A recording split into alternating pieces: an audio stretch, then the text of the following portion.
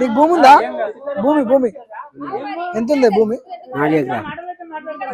ఇప్పుడు మొన్న రేవంత్ రెడ్డి రైతు బంద్ చేసిన అన్నాడు, వేసిండా? 2 ఎకరాలకి వేసి. 2 ఎకరాలకి వేసి. నీకున్నది ఎంత? 4. 2 ఎకరాలకి వేసి 2 ఆపిండు. మరి టైంకి ఎట్లుంది ఇప్పుడు? అన్ని చర్లల్లో నీళ్ళు, నీళ్ళు గిట్ల ఏం లేవు. ఒడ్లు కొంటురా? కొంటారు గట్టిన బలి మీద కొంటారు. ఇప్పుడు కేసీఆర్ ఉన్నప్పుడు ఎట్లుంది? ఇప్పుడు రేవంత్ రెడ్డి ఉన్నప్పుడు మంచిగానే ఉండే. అన్నిటికి సభలవుతుండే. వీళ్ళకు అన్నిటికీ మంచిగా ఉండే కేసీఆర్ ఉన్నప్పుడు. ఇప్పుడు జర ఇబ్బంది అవుతుంది ఆసాంలకు. మన ఎరువులకు కూడా ఎరువులు దొరుకుతలేవు. అన్నిటికి ఇబ్బంది అవుతుంది. ఎందుకు మరి?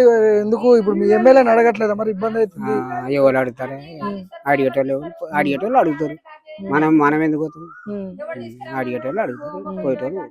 మళ్ళీ గెలుస్తాడా బీర్లైలా? ఏమో తెలియదు. అంత జనాల చేతులు. మంచిగా చేస్తున్నా. మీ ఊరికి వస్తాడా? వస్తాడు. ఎప్పుడు ఎన్నిసార్లు వస్తాడు? ఇంకా రాలే. ఎప్పుడు ఒక పారి వచ్చి మళ్ళీ రాలే. మళ్ళీ వస్తాడేమో అని రాలే. సరే, నీకేమనిపిస్తుంది చెప్పు? అంటే ముఖ్యమంత్రిగా కేసీఆర్ ఉంటే కేసీఆర్ ఉండగా టైం కు టైంకి వేసిండు. రైతు బంధు అంటే అది ఇది వేసిండు. అన్ని పనులు నడిచినాయి. ఇప్పుడు ఏమి ఏడియాడ పోయినాయి.